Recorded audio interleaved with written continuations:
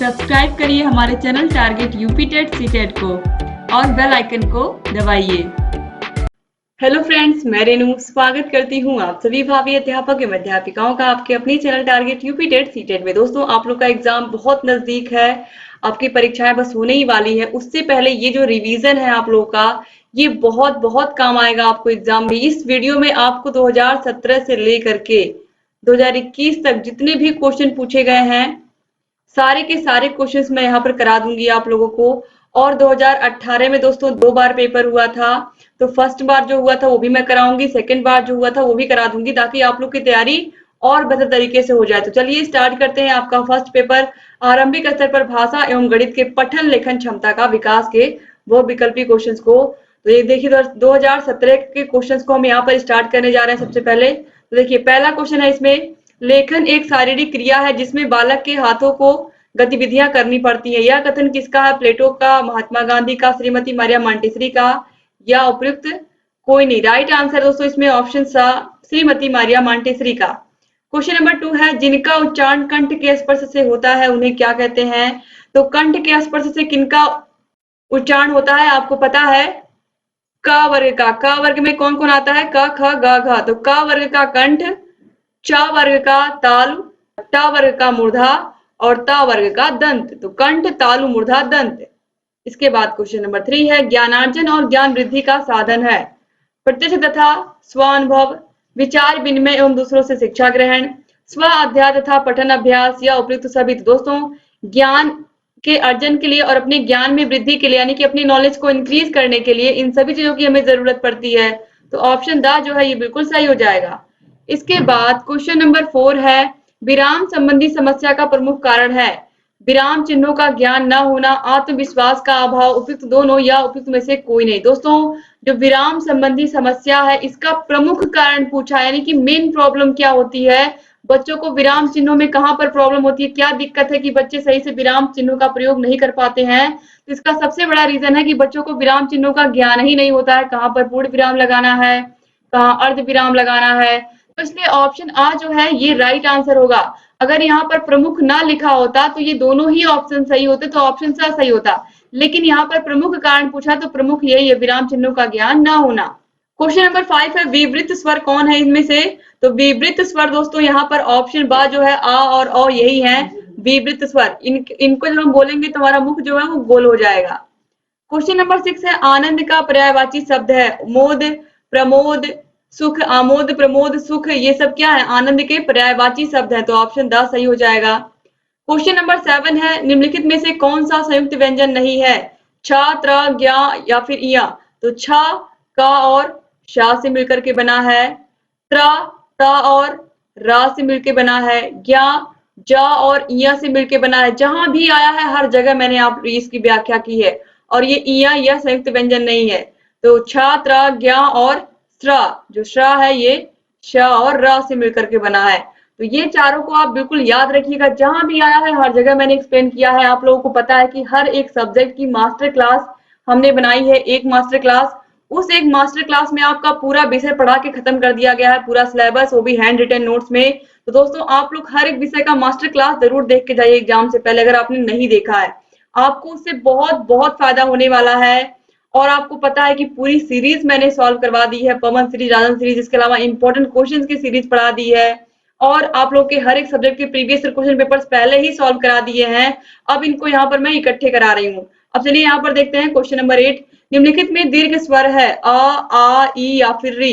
तो दीर्घ स्वर इसमें से कौन सा है? यहाँ पर ऑप्शन बा जो है आ, ये बिल्कुल सही है। और ह्रस्व स्वर कौन कौन से होते हैं? आ, ई, उ और री, यही 4 होते हैं ह्रस्व स्वर, ये भी याद रखिएगा।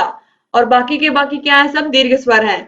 दोस्तों क्वेश्चन नंबर 9 है, किसके उच्चारण में निचला होंठ ऊपरी दांतों को स्पर्श करता है?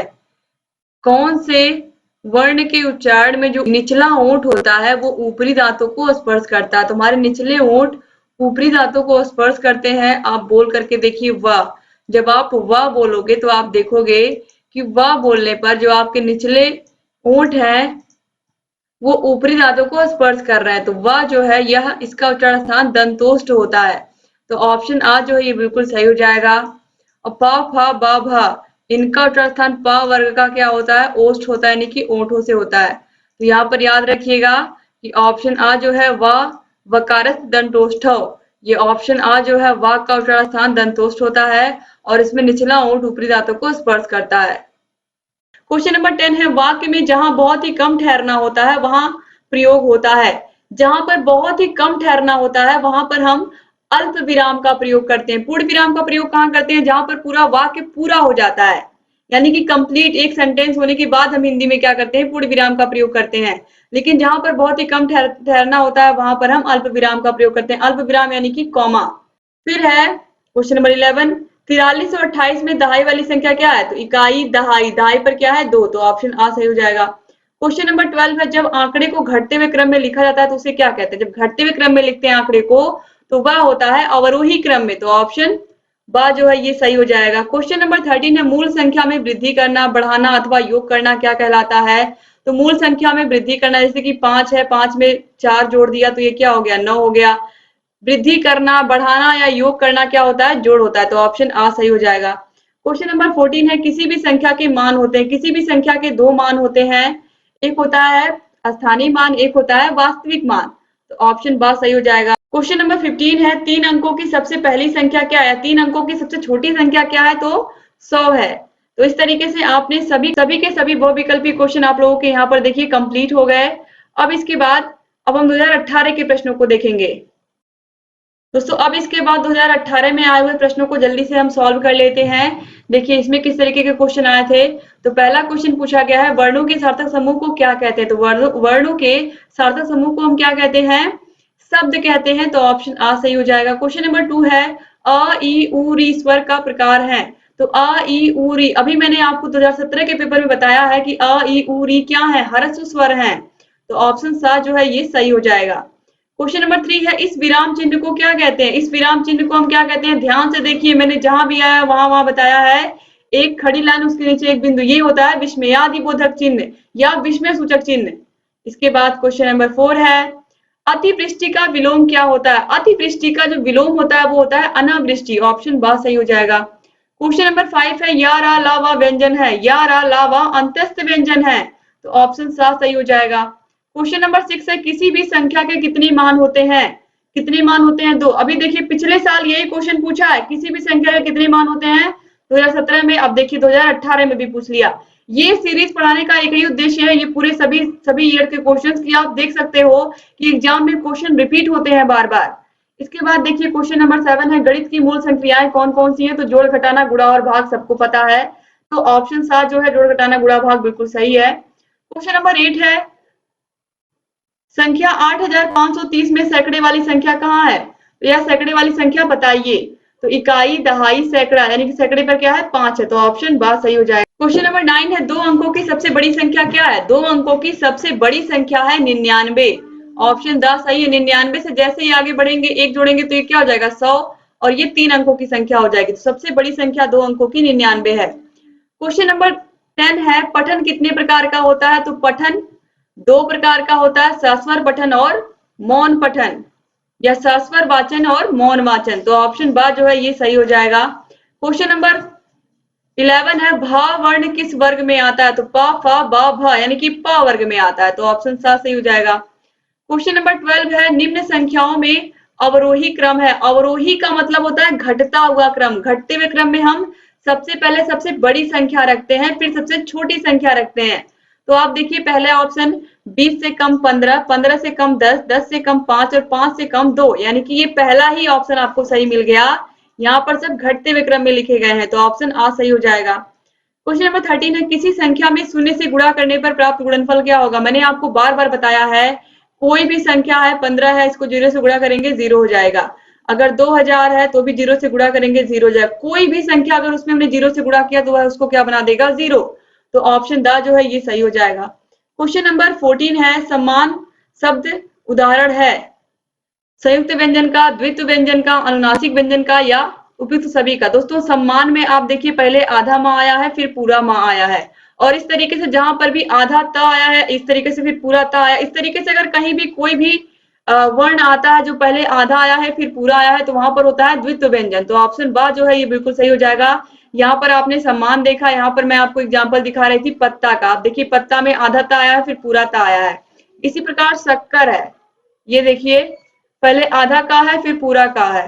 तो इस तरीके से शक्कर में भी आप देखिए क्या हो जाएगा, द्वित्व व्यंजन हो जाएगा, जहां पर एक बार एक अक्षर वही आधा आया है फिर पूरा आया है। तो ये द्वित्व व्यंजन के एग्जाम्पल हो गए। फिर क्वेश्चन नंबर 15 है, लास्ट क्वेश्चन है 2018 में पूछा हुआ। तुरंग शब्द किसका पर्यायवाची है? तुरंग आप सभी को पता है किसका पर्यायवाची है, घोड़े का पर्यायवाची है। इसके अलावा अश्व भी कहते हैं हम घोड़े को।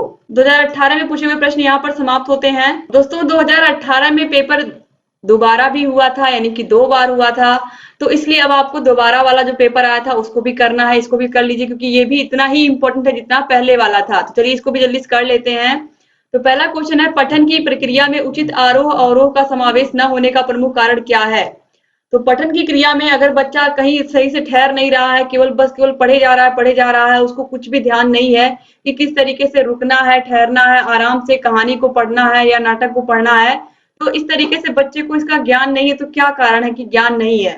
वह बहुत तेजी से पढ़ रहा है, भाव को समझ ही नहीं रहा है, यानी कि भाव को बिना समझे पढ़ रहा है, बहुत अधिक तेज आवाज में पढ़ रहा है। तो ये तीनों ही क्या है, सही है। तो ऑप्शन द सही हो जाएगा। क्वेश्चन नंबर 2 है, लिखित भाषा के ध्वन्यात्मक पठन को क्या कहते हैं? जो भाषा लिखी हुई है उसको हम बोल करके पढ़ रहे हैं तो क्या हो जाएगा, सस्वर पठन हो जाएगा। और मौन पठन में तो हम बोलते नहीं है, बिल्कुल मन में पढ़ते हैं। क्वेश्चन नंबर 3 है, वाक्य में निम्नलिखित गुण होते हैं? सार्थकता होती है, क्रमबद्धता होती है, और फिर दोनों या इनमें से कोई नहीं। तो किसी भी वाक्य में सार्थकता भी होती है, क्रमबद्धता भी होती है, तो ऑप्शन सा जो है फिर दोनों, ये बिल्कुल राइट आंसर हो जाएगा। क्वेश्चन नंबर 4 है, का उच्चारण स्थान है तालु, मूर्धा, कंठ या फिर दंत? तो का उच्चारण स्थान कंठ है। ऑप्शन सा जो है ये बिल्कुल सही हो जाएगा। क्वेश्चन नंबर 5 है, इच्छा शब्द का पर्यायवाची शब्द है? इच्छा, आशा, स्पृहा, अभिलाषा, ये सभी। तो ऑप्शन द जो है बिल्कुल सभी राइट आंसर हो जाएगा। क्वेश्चन नंबर 6 है, कोष्टक चिन्ह है? ये हो गया बड़ा कोष्टक, ये हो गया मझला कोष्टक, ये हो गया छोटा कोष्टक। तो ऑप्शन द जो है ये बिल्कुल सही हो जाएगा, उपयुक्त सभी। क्वेश्चन नंबर 7 है, किसी कथन का विस्तार देने वाले विवरण को प्रारंभ करने के लिए किस विवरण चिन्ह का प्रयोग करते हैं? तो विवरण चिन्ह का प्रयोग यही होता है, कोई भी हेडिंग हमने डाली है उसके आगे हमें लिखना है, तो इसी का प्रयोग हम करते हैं। और अधिकतर जगहों पर मैंने जहां भी नोट्स बनवाया है इसी चिन्ह का प्रयोग किया है। क्वेश्चन नंबर 8 है, शुद्ध शब्द है? तो आपको मैंने बताया है 2 शब्द आप जरूर याद रखिएगा। पहला तो ये अंत्याक्षरी, इसके बाद दूसरा है जो उज्ज्वल। ये 2 क्वेश्चन आप लोग के एग्जाम में कई बार पूछा गया। तो अंत्याक्षरी इस तरीके से आधा ना आधा त रहता है, और उज्ज्वल में दोनों ज आधा रहता है। तो ऑप्शन द जो है ये बिल्कुल सही हो जाएगा। सबसे ज्यादा बच्चे इसी में गलती करते हैं, यहाँ पर एक बार आधा जा फिर पूरा जा लगा देते हैं, पूरी तरीके से गलत है, ये बिल्कुल सही है। दोस्तों यहाँ पर आप देखिए, ये अंत्याक्षरी इस तरीके से लिखते हैं और उज्ज्वल इस तरीके से लिखते हैं। आप अपने दिमाग में बिल्कुल बिठा के रखिए, क्योंकि बहुत सारे बच्चे गलत करके आते हैं। अंत्याक्षरी में आधा ना आधा था, और उज्ज्वल में दोनों ज आधा होता है। अब इसके बाद अगला क्वेश्चन हम देखेंगे। दोस्तों क्वेश्चन नंबर 9 है, जिन स्वरों का उच्चारण करते समय मुख पूरी तरीके से खुला रहता है वे क्या कहलाते हैं? दोस्तों जिन स्वरों का उच्चारण करते समय मुख पूरी तरीके से खुला रहता है, इस तरीके से गोल बन जाता है, या फिर ये कहें कि मुख खुल जाता है, तो उन्हें हम कहते हैं विवृत स्वर। क्या कहते हैं? विवृत स्वर। इसमें ऑप्शन में कहीं दिया ही नहीं है विवृत स्वर। समृत स्वर दिया है, निवृत स्वर दिया है, अर्ध समृत स्वर दिया है, लेकिन विवृत स्वर नहीं दिया है। तो जिन स्वरों का उच्चारण करते समय मुख पूरी तरीके से खुला रहता है उन्हें हम विवृत स्वर कहते हैं। जैसे कि आ बोल के देखिए आपका पूरा मुख खुल जाता है। दोस्तों विवृत का एग्जाम्पल यही आ खाली होता है, और जो समृत होते हैं और जो अर्ध समृत होते हैं, अर्ध समृत में ए और ओ आता है, ठीक है।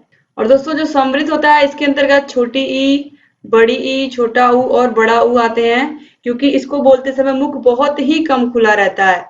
तो विवृत स्वर आ होता है, इसको आप जरूर याद रखिएगा। इसके बाद क्वेश्चन नंबर 10 है, शब्द की विशेषताएं हैं?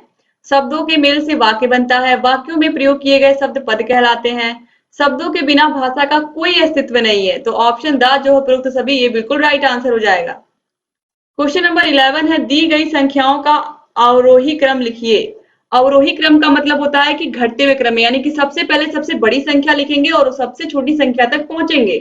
तो देखिए 7864, इससे कम होगा 7854, 64 से कम होगा 54, फिर देखिए 7846, ये भी कम है इससे, फिर इससे भी कम है 78।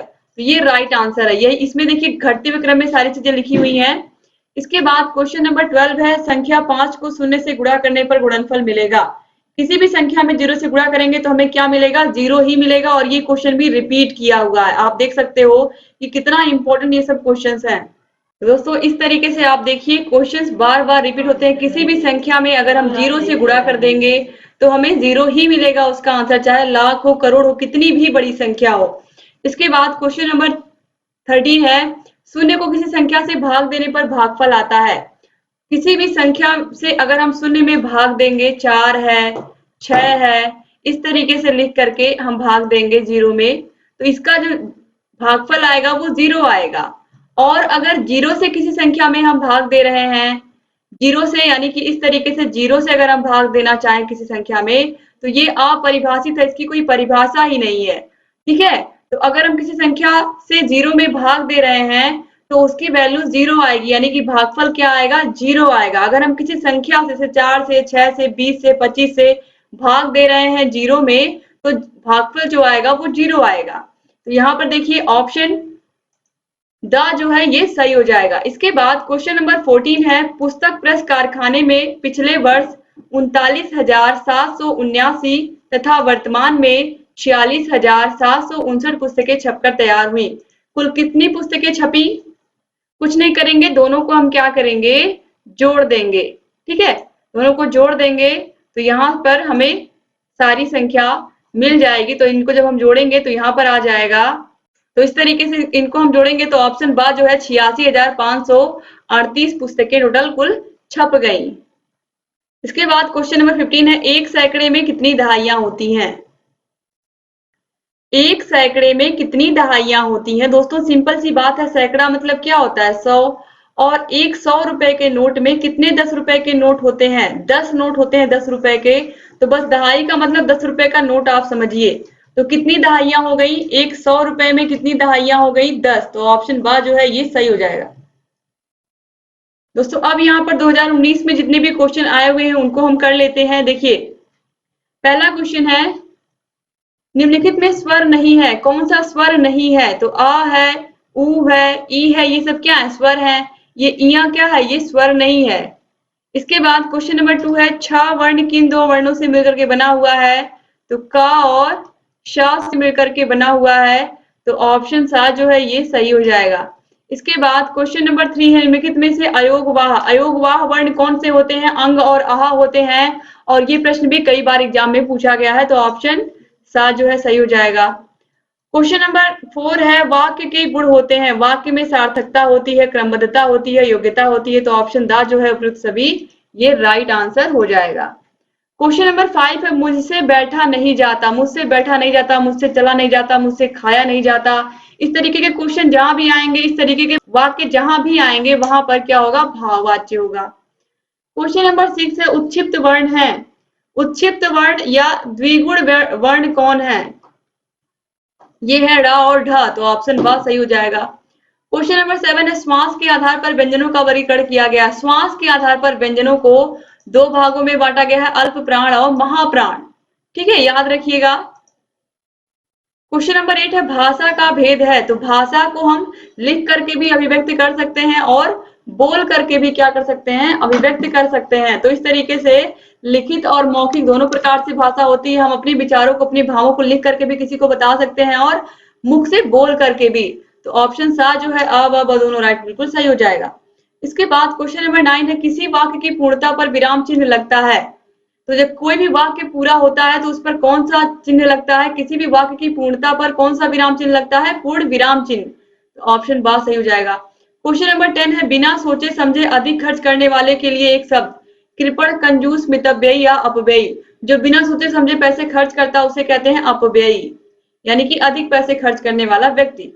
क्वेश्चन नंबर 11 है, किसी संख्या के दाहिनी ओर शून्य रखने पर वह संख्या बढ़ जाएगी। जैसे 2 है, इसके पास हमने यहाँ पर रख दिया एक 0, तो ये क्या हो गई, 20 हो गई। तो इस तरीके से 2 का 10 गुना हो गई ना। 2 का 10 में हम गुणा करेंगे तो कितना आएगा, 20 आएगा। तो 2 का 10 गुना। जैसे ही हम किसी भी संख्या के आगे 0 बढ़ाएंगे वह उसका 10 गुना हो जाएगी। तो ऑप्शन आ जो है ये सही हो जाएगा। क्वेश्चन नंबर 12 है, 3 अंकों की सबसे बड़ी संख्या क्या होती है? 3 अंकों की सबसे बड़ी संख्या 999। क्वेश्चन नंबर 13 है, 3478 में सैकड़े वाली संख्या क्या है? इकाई, दहाई, सैकड़ा 4 है, तो ऑप्शन 7 जो है 4 सही हो जाएगा। क्वेश्चन नंबर 14 है 10 तक के अंकों में सबसे छोटा अंक है। दोस्तों अगर हम संख्या 1 से ले रहे हैं, 1 2 3 4 से लेकर 10 तक, तो सबसे छोटी कौन सी होगी? 1 होगी। अगर हम 0 से मान रहे हैं तो 0 से मानेंगे तो सबसे बड़ी क्या, सबसे छोटी संख्या क्या हो जाएगी? 0 हो जाएगी। तो इस तरीके से देखिए 10 तक के अंकों में सबसे छोटा अंक है। तो अगर हम छोटे बच्चों को पढ़ा रहे हैं तो उन्हें हम 1 से पढ़ाएंगे ना कि 0 से। पहले हम उन्हें 1 से ज्ञान देंगे। तो इस तरीके से अगर छोटे बच्चों को ध्यान में रखकर देखें तो यहाँ पर ऑप्शन आ सही होगा। और अगर हम 0 को भी ज्वाइन कर लेंगे, 0 को भी यहाँ पर मान लेंगे तो यहाँ पर 0 भी सही होगा। तो इस तरीके से यहाँ पर इस क्वेश्चन को पूछने का तरीका क्या अधूरा है। ठीक है, तो यहाँ पर देखिए अगर बच्चों को ध्यान में रखेंगे तो ऑप्शन आ जो है ये इसके सही होने की प्रबल संभावना है। ठीक है, इसके बाद क्वेश्चन नंबर 15 है निम्नलिखित में शुद्ध शब्द है अंताक्षरी। अभी मैंने आपको बताया था कि 2 शब्द हैं जो एग्जाम में आप लोगों के बार बार पूछे गए हैं, अंत्याक्षरी और उज्जवल। तो देखिए यहाँ पर ऑप्शन बा जो है इस तरीके से अंत्याक्षरी, ये बिल्कुल सही है। दोस्तों अब देखिए 2020 में जितने क्वेश्चन पूछे हुए हैं मैं उनको कराने जा रही हूँ। तो देखिए यहाँ पर जो संयुक्त व्यंजन है छ, त्र, ज्ञ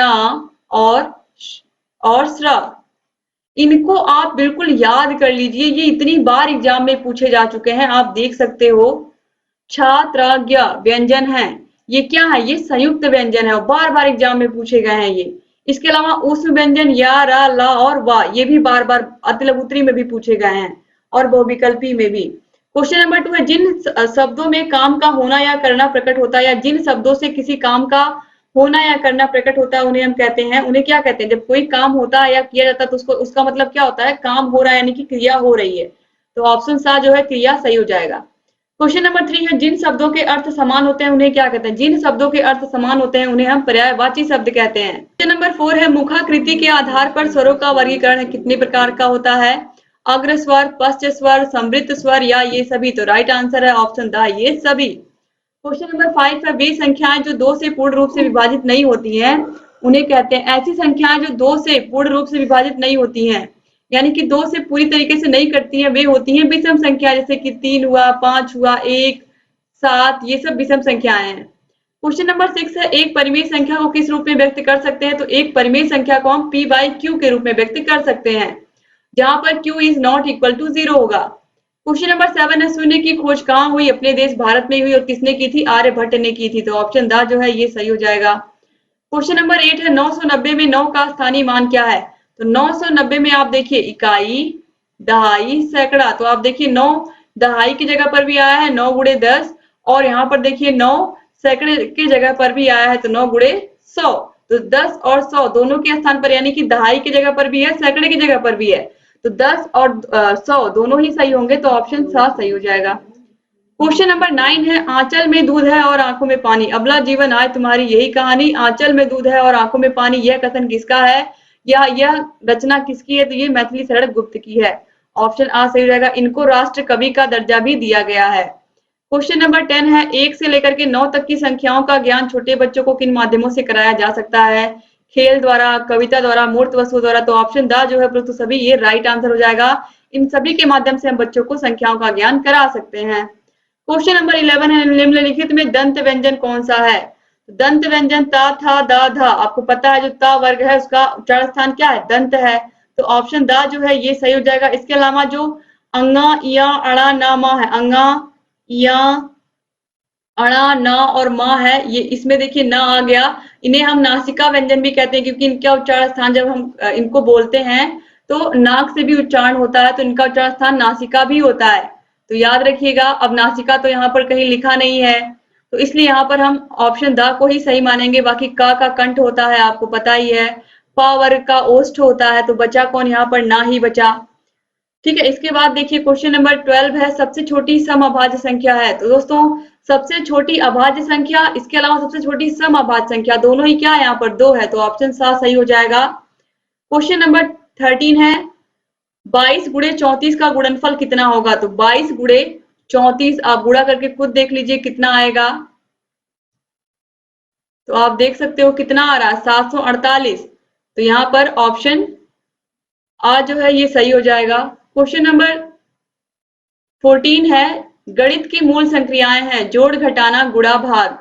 आ और बा दोनों, तो राइट आंसर है ऑप्शन सा, आ और बा दोनों। क्वेश्चन नंबर 15 है, ता वर्ग का उच्चारण स्थान है स्पर्श, कंठ, ओष्ठ या फिर दंत। दोस्तों जो ता वर्ग है इसका उच्चारण स्थान होता है दंत, तो ऑप्शन दा जो है ये बिल्कुल सही हो जाएगा।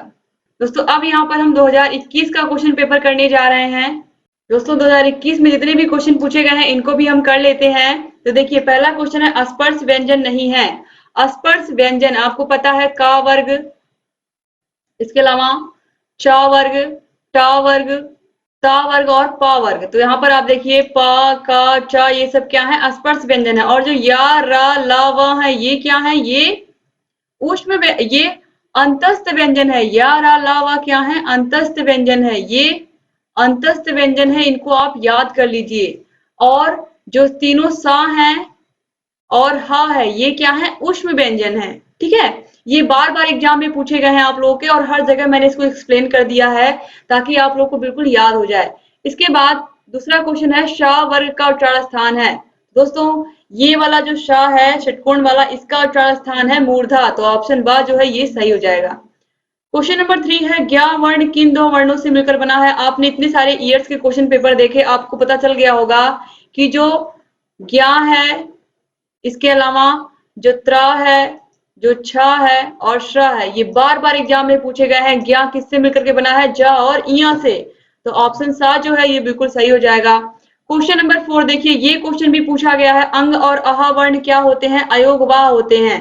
तो उसमें क्या पूछा था, अयोगवाह वर्ण कौन से हैं, और इसमें देखिए पूछा है अंग और अह वर्ण क्या कहलाते हैं, अयोगवाह, तो ऑप्शन द जो है ये सही हो जाएगा। क्वेश्चन नंबर 5 है, साइलेंट मूक मौन वर्णों का प्रयोग होता है। तो साइलेंट वर्ड्स का प्रयोग हम इंग्लिश में करते हैं, जैसे कि नाइट, KNIGHT, इसका मतलब होता है योद्धा। और एक ये भी नाइट होता है, तो इसका मतलब तो रात होता है, लेकिन ये जो नाइट होता है इसका मतलब होता है योद्धा या वीर सैनिक। तो यहाँ पर देखिए ये जो के है इसमें साइलेंट है इसमें। ठीक है, ऐसे ही नाइफ होता है, नाइफ मीन्स चाकू होता है, इसमें भी देखिए के क्या होता है, साइलेंट होता है। तो ये साइलेंट वर्ड्स किसमें होते हैं, इंग्लिश भाषा में। क्वेश्चन नंबर 6 है, महाप्राण वर्ण होते हैं। जो महाप्राण होते हैं वो दोस्तों वो होते हैं, दोस्तों जो वर्ण होते हैं या फिर वर्ग होते हैं उनके पहले, तीसरे और पांचवें वर्ण जो होते हैं ये अल्प प्राण होते हैं, और दूसरे और चौथे वर्ण जो होते हैं ये महाप्राण होते हैं। तो दूसरे और चौथे वर्ण ऑप्शन सा जो है ये महाप्राण होते हैं, जैसे कि का वर्ग में आप देखिए का, खा, गा और घ। तो यहाँ पर आप देखिए ये पहला हो गया, दूसरा हो गया, तीसरा हो गया, चौथा हो गया। तो दूसरे वाले अक्षर और चौथे नंबर वाले अक्षर ये जो होते हैं ये क्या होते हैं, महाप्राण होते हैं, और पहले, तीसरे, पांचवें वाले क्या होते हैं, अल्प प्राण होते हैं। तो महाप्राण क्या हो गया, ख और घ हो गया। क्वेश्चन नंबर 7 है, संज्ञा शब्द होते हैं। संज्ञा शब्द दोस्तों चाहे संज्ञा हो, सर्वनाम हो, ये सब होते हैं विकारी। जैसे कि लड़का है, लड़का क्या है, ये संज्ञा है। लड़का का क्या हो सकता है, बहुवचन करेंगे तो लड़के हो जाएगा। ठीक है, इसी प्रकार पत्ता है, तो पत्ता का बहुवचन क्या हो जाएगा, पत्ते हो जाएगा। तो इनका लिंग वचन कारक पर प्रभाव पड़ता है। जिन भी शब्दों पर लिंग वचन कारक का प्रभाव पड़ता है वे सभी शब्द विकारी होते हैं, और अविकारी जिनका लिंग वचन और कारक से कोई भी प्रभाव जिन पर नहीं पड़ता, जैसे कि किंतु हुआ, परंतु हुआ, कब हुआ, कैसे हुआ, ये सब कोई परिवर्तन नहीं होता। ये सब जो शब्द हैं ये क्या होते हैं, अविकारी, और इन्हीं को हम अव्यय शब्द भी कहते हैं। अविकारी शब्दों को ही अव्यय शब्द भी कहते हैं। क्वेश्चन नंबर 8 है, सर्वनाम के कितने भेद होते हैं। तो सर्वनाम के 6 भेद होते हैं, तो ऑप्शन ब जो है ये सही हो जाएगा। दोस्तों सर्वनाम के टोटल 6 भेद होते हैं, आपको पता है। दोस्तों सर्वनाम के 6 भेदों में कौन कौन से होते हैं, पुरुषवाचक सर्वनाम, निश्चयवाचक सर्वनाम, अनिश्चयवाचक सर्वनाम, प्रश्नवाचक सर्वनाम, संबंधवाचक सर्वनाम और निजवाचक सर्वनाम। इसके बाद क्वेश्चन नंबर 9 है, वाच्य कितने प्रकार के होते हैं।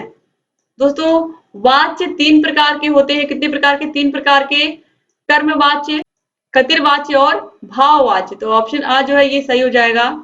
क्वेश्चन नंबर 10 है, निम्नलिखित में से कौन सा उद्धरण विराम चिन्ह, उद्धरण का मतलब डबल इन्वर्टेड कॉमा और सिंगल इन्वर्टेड कॉमा। तो यहाँ पर देखिए ऑप्शन सा जो है ये बिल्कुल राइट आंसर हो जाएगा। किसी के कहे हुए कथन को हम ज्यों का त्यों रखना होता है तो हम इस तरीके से रखते हैं। क्वेश्चन नंबर 11 है संबोध निर्माण का चरण है मिलान करना, तुलना करना, एक और दो, दोनों या इनमें से कोई नहीं। तो संबोध निर्माण में मूर्त वस्तुओं की सहायता से हम बच्चों को चीजों को सिखाते हैं। इसमें बच्चों को मिलान करना, चीजों का तुलना करना, कौन सी वस्तु किससे बड़ी है, किससे छोटी है, ये सब क्या है, ये सब संबोध निर्माण की चरण है। तो ऑप्शन सा जो है ये सही हो जाएगा। क्वेश्चन नंबर 12 में संबोध शब्द कहते हैं वस्तु तथा घटनाओं के बारे में अनुभव, ज्ञात से अज्ञात के क्रम में अनुभव, अवधारणा या संबोध निर्माण हेतु प्रत्यक्षीकरण या मूर्त अमूर्त के क्रम में अनुभव। तो दोस्तों यहाँ पर राइट आंसर हो जाएगा ऑप्शन द मूर्त अमूर्त के क्रम में अनुभव, यानी कि जो मूर्त वस्तुएं हैं बच्चों को उन्हीं से अमूर्त के बारे में भी ज्ञान देना। क्वेश्चन नंबर 13 है संख्या 65,342 और 78,443 जोड़ने पर प्राप्त संख्या के हजार वाली संख्या है। तो क्या करेंगे, हम दोनों को जोड़ देंगे सिंपली, और कुछ नहीं करेंगे। इसको इस तरीके से आप देखिए कितना आएगा, अभी इसको जोड़ देंगे हम। तो यहाँ पर आप देखिए, तो यहाँ पर आ गया, आप देखिए, तो यहाँ पर ये संख्या हमें प्राप्त हो गई। आप देखिए, तो यहाँ पर देखिए हजार वाली संख्या क्या है, हजार, इकाई, इकाई, दहाई, सैकड़ा, हजार, हजार पर क्या है 3 है। तो ऑप्शन बा जो है ये बिल्कुल सही हो जाएगा। क्वेश्चन नंबर 14 है संख्या 6534 में 7 से भाग देने पर भागफल एवं शेषफल निम्न में से क्या होगा। दोस्तों 6534 को 7 से हम भाग देंगे तो आप देखिए 6534 है, इसमें हम भाग दे रहे हैं 7 से। तो 7 से भाग देंगे तो 7 नवा 63, यहाँ पर आप देखिए 2 बच जाएगा, 5 में से 3 जाएगा, फिर यहाँ पर इस 3 को उतारेंगे तो 7 का पारा पड़ेंगे कि 23 से ज्यादा ना हो, तो 7 त्रिक 21, तो फिर यहाँ पर 2 बच गया है, फिर यहाँ से 4 उतारेंगे, फिर 3 बार ही जाएगा तो फिर 3 लिखेंगे, और यहाँ पर आप देखिए 21, तो ये 3 बच गया, तो 3 शेष आ गया, और ये 933। तो यहाँ पर भागफल कितना हो गया 933 और शेषफल कितना हो गया 3। तो ऑप्शन आ जो है ये सही हो जाएगा। फिर क्वेश्चन नंबर 15 है एक ऑयल मिल की वार्षिक आय 3,97,796 है, दूसरे ऑयल मिल की वार्षिक आय 2,46,759 है। तो पहले मिल की वार्षिक आय दूसरे मिल से कितनी अधिक है। तो सिंपली क्या करेंगे, इनको हम इनकी तुलना यानी कि इनका अंतर यानी कि इनका घटाना, इनको आपस में क्या करेंगे, इनका अंतर निकाल लेंगे। अंतर निकालने के लिए हमें क्या करना पड़ेगा, बड़े वाले में से छोटे वाले को घटाना पड़ेगा। तो चलिए घटा देते। तो यहाँ पर आप देखिए 3,97,796 में से हम घटाएंगे 2,46,759 को, इसको हम सिंपली क्या करेंगे, घटा देंगे। तो आप देखिए 16 में से 9 जाएगा तो 7 आएगा, यहाँ पर 8 बचेगा तो 8 में से 5 जाएगा तो कितना आएगा 3 आएगा। फिर यहाँ पर आप देखिए, अब यहाँ पर 7 में से 7 जाएगा तो कितना आएगा 0 आएगा, 7 में से 6 जाएगा तो 1 आएगा, फिर 9 में से 4 जाएगा तो 5 आएगा, और 3 में से 2 जाएगा तो 1 आएगा। तो यहाँ पर देखिए कितना आ गया 1,51,037। तो ऑप्शन बा जो है ये बिल्कुल सही हो जाएगा। तो इस तरीके से यहाँ पर जितने भी क्वेश्चन थे आप लोगों ने सभी को सॉल्व कर लिया, 2017 से लेकर के 2021 तक के, और 2018 में 2 पेपर हुए थे उनको भी मैंने सॉल्व करा दिया। दोस्तों आप लोग मास्टर वीडियो को जरूर देख के जाइएगा, जिसमें मैंने पूरा विषय एक ही वीडियो में बना दिया है। अगर आप मास्टर वीडियो को देख करके जाते हो तो आप एग्जाम में बहुत बहुत अच्छा स्कोर करके आओगे। पूरी की पूरी पवन सीरीज, पूरी की पूरी राजन सीरीज मैंने कंप्लीट करा दी है, हर विषय के इंपॉर्टेंट क्वेश्चंस करा दिए हैं, हर एक विषय का 5 साल का प्रीवियस ईयर पूरा सॉल्व करवा दिया है। तो अगर आप इन वीडियोस को देख करके एग्जाम में जा रहे हो तो आप बहुत बहुत अच्छा स्कोर करोगे। यहाँ ऊपर आई बटन पर भी क्लिक करके आपको 8 के 8 विषयों की मास्टर क्लास की लिंक मिल जाएगी। डिस्क्रिप्शन बॉक्स, कमेंट बॉक्स में भी आपको सारे के सारे वीडियोस की लिंक मिल जाएगी। अगर आपको 8 के 8 विषयों की पीडीएफ चाहिए, 8 के 8 विषयों की पीडीएफ के साथ साथ आपको पवन सीरीज और राजन सीरीज की भी पूरी पीडीएफ चाहिए, तो आप हमारे app target UP TET app को डाउनलोड कर लीजिए। ऐप को डाउनलोड करने के बाद आपको बहुत सारी सुविधाएं मिलेंगी। वहां पर हर एक वीडियो को आप बिना किसी ऐड के, बिना किसी प्रचार के देख पाओगे। हर एक विषय का आपको चैप्टर वाइज टेस्ट मिलेगा। तो इस तरीके से आप अपनी तैयारी को और अच्छी कर सकते हो अगर आप ऐप को डाउनलोड करते हो। ऐप की लिंक भी डिस्क्रिप्शन बॉक्स, कमेंट बॉक्स में मिल जाएगी। वीडियो को पूरा देखने के लिए आप सभी भाई बहनों का बहुत बहुत शुक्रिया। उम्मीद करती हूँ कि आप ऐसे हमारे चैनल से बने रहेंगे, और अगर वीडियो अच्छा लगा तो प्लीज इस वीडियो को लाइक करके जाइएगा, अच्छे से प्यारे प्यारे कमेंट्स भी छोड़ के जाइएगा, और इस वीडियो को अधिक से अधिक अपने कॉलेज फ्रेंड्स को शेयर करिएगा। अगर आपको लगता है कि प्रीवियस ईयर क्वेश्चन पेपर वाकई में कई क्वेश्चन ऐसे जो बार बार रिपीट हुए हैं, आपने इतने सारे क्वेश्चन सॉल्व किए हैं तो आपको समझ में तो आ ही गया होगा कितने सारे क्वेश्चन हैं जो बार बार रिपीट हुए हैं एग्जाम में। तो उम्मीद करती हूँ कि आप ऐसे चैनल से बने रहोगे, सारे वीडियोस को देखते रहोगे, जहां कहीं कोई भी समस्या आएगी हमसे बताते रहेंगे। तो दोस्तों, अगर चैनल को सब्सक्राइब नहीं किया तो प्लीज सब्सक्राइब कर दीजिए, बगल में घंटी का निशान है उसको भी प्रेस कर दीजिए, ताकि जो भी नई वीडियोस हम बनाते हैं उसका नोटिफिकेशन आप लोग के पास समय से जाए और आप बिना मिस के हमारे सारे वीडियोस को ऐसे ही देखते रहें। तो ऐसे ही बने रहिए चैनल से, सारे वीडियोस को देखते रहिए। आगे चल करके हम आपको UP TET, CTET, super TET सबकी तैयारी करवाएंगे। तो आगे तक हमें ऐसे बने रहना है और सारे सारे की सारी चीजों को ऐसे लगातार करते रहना है। बस आप चैनल से बने रहिए, लगातार हम आपको गाइड भी करेंगे और आपका मार्गदर्शन भी करेंगे। जय हिंद दोस्तों।